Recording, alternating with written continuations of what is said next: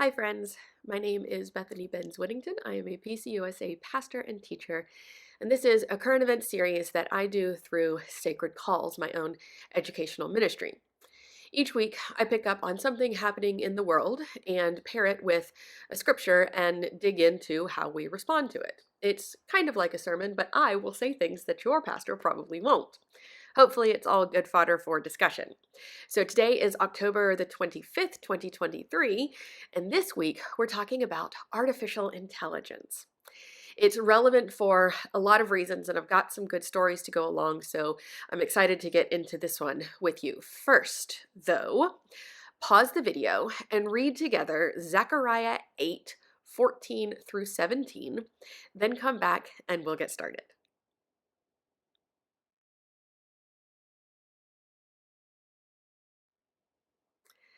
Okay, welcome back. Let's jump in. There's an old saying, the first casualty of war is the truth. So apparently, this saying is old. I heard it for the first time a few days ago, and it really stuck in my head. As I'm scrolling through social media or reading the news or listening to podcasts, I'm really dumbfounded at the ways that we are stretching and bending and even outright dismissing the truth. And this has been the case forever, right? We've never been particularly good at being truthful, which is why there are literally hundreds of passages of scripture about the necessity of honesty. It's always been our most frequent sin. But what does this have to do with artificial intelligence? Well, in some ways, nothing, but in other ways, a lot. In some ways, AI is a fabulous tool for supplementing our work. For example, I myself am not great at marketing. So for my business, I asked ChatGPT to create for me a social media marketing campaign around a product that I was offering. It was pretty generic, but way better than anything I could have created on my own. Recently, a colleague asked for help writing a difficult letter, and another colleague suggested they ask ChatGPT for help. Again, generic, but it was a start, and sometimes just starting is the hardest part, and they were able to tweak it and use it for their self. So these are some fine, pretty benign, pretty helpful ways of using AI. No lies detected, if you will. On the far other end of the spectrum are some really gross examples of using AI to propagate a narrative. The worst, most egregious, nastiest, terrible one that I have seen, and I'm sure you've seen this one by now too, is the image of babies beheaded by Hamas. President Biden went on television and said he had seen the images for himself, that they were real and it was egregious war crime. Well, yes, if true, but it wasn't true. The images were faked. They were created by AI. And Biden's team had to backtrack and apologize, which good, but the narrative persists. Once you put something like that out there, you cannot take it back. And still, everywhere, I see this indictment of Hamas as terrorists, which is fine. But when you say as terrorists because they beheaded babies, that's not real.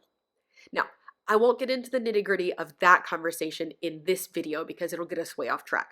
But I will say the propaganda is working. And we've always done propaganda, right? I remember taking a class in college on the Cold War, and a solid chunk of the semester was spent on Cold War propaganda. You have to get people on your side in a war, and the truth won't always get you there. So, whether it's from, let's say, World War II, racist caricatures of Japanese people, or more recently, calling Palestinians animals, we're accustomed to a certain level of skirting the truth in order to get a desired outcome. So, this is what it means for the truth to be the first casualty of war. And now, Because of AI, it's so easy and so fast to create untruths and sell them to the public at large as truth. Another pretty egregious example of AI being used for nefarious purposes is exemplified by the strikes in Hollywood, particularly the writers and actors unions. They are concerned with studios using AI to replace their work. They're concerned about it because it's already happening a lot. I read an article a few days ago about a Disney Channel movie called Prom Pact. There's this scene at a basketball game in a gym, and as the camera pans across the people in the crowd, you can see a row of people who are very clearly not real humans. They have been created by AI. I've put the picture on the screen here for you. Another big issue here is this is the most diverse row in the entire scene. And so not only are we using AI to take people's jobs away, extras, but we're also using it to create diversity that doesn't exist. These are forms of untruth. Now, Disney did a poor job of covering their tracks here, which is bad for them, but good for the unions because it's a prime example of how the studios are cutting corners to pay people less or to pay fewer people. The big issue is, of course, like I said, extras. Lots and lots and lots of extras show up for most types of filming. If we're using AI to generate images, that's lots and lots and lots of people out of jobs. And many of today's biggest stars have come out to say they got their start as extras. So that's one piece of the issue. But the bigger issue, as I see it, is this desire to hoard money, which, again, not new. So the studio execs are getting paid more by not hiring extras. And they are using people's likenesses. They are stealing their likenesses to create extras with AI. Like I said, I think I may have said this earlier, it's complex. If you want to spend a little more time, I did a video on the strikes earlier this year. So, we're using AI to create propaganda. We're using it to replace people and hoard money. We're stealing people's images. And that's bad. It's dishonest. Look, I understand that technology keeps moving us forward. I get that progress means an entire industry dies. I'm not really mad about self-checkout at the grocery store replacing human checkers. In the same way, I'm not mad about telephones replacing Morse code operators because new industries pop up. It's not necessarily all bad. But using technologies in a way that hurts people, in a way that is dishonest, that I'm not okay with. We have to adapt to new technology, and we have to do it in the spirit of truth. So, this passage that you read from Zechariah is, I think, a good one for this particular issue because it's both about God's judgment and about God's grace. God's expectations of us and our adherence to the covenant, it's a big, huge piece of the covenant is being truthful. And so God says here, through the words of the prophet Zechariah, that truthfulness will bring peace.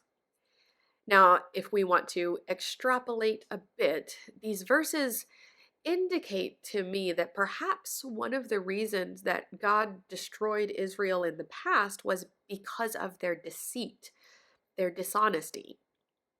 I can't say for sure, just based on a plain reading of the text, but the juxtaposition of God saying, I destroyed you back then, and be truthful in order to bring peace, it's not a coincidence. In my mind, I wish it didn't have to be this veiled threat. God says, do not be afraid, but also God says, I did it once. But we also know what humans are like. Humans are, my favorite bit of Calvin's wisdom, totally depraved. We are sinful. We just are.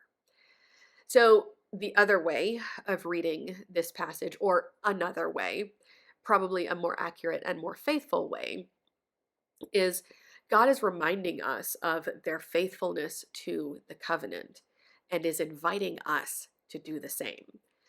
So we can be sinful and we can be striving for truthfulness, striving for peace, striving for goodness, even when we can only do so because there's a covenant in place that says we gotta. Sometimes we need a push. So, friends, in a world where technology is making it easier and easier by the day to live and spread and profit from untruths, how do we live in accordance with the covenant? So, start your discussion there and then use the discussion sheet in the video description to guide the rest of your talk together. So, peace, my friends. I will see you next week.